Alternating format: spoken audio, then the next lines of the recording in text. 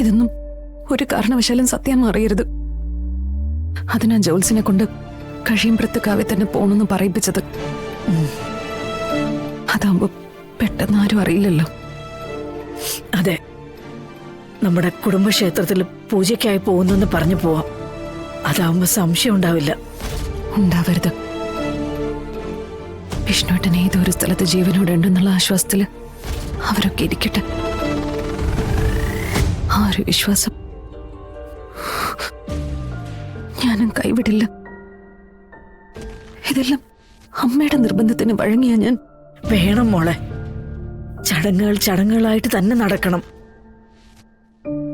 ഈശ്വരൻ നമ്മളെ കൈവിട്ടിട്ടുണ്ടെങ്കിൽ അതൊരിക്കലും ഒരു തീരാ ദുഃഖമായി പിന്നീട് മാറാൻ ഇടവരരുത്. അതിനുവേണ്ടി മക്കളെ കൊണ്ട് വേണ്ടത് ചെയ്യിക്കണം. ഇന്ന് തന്നെ ഡൗൺലോഡ് ചെയ്യൂ. കാണൂ നിങ്ങളുടെ ഫേവറേറ്റ് ഷോസ്.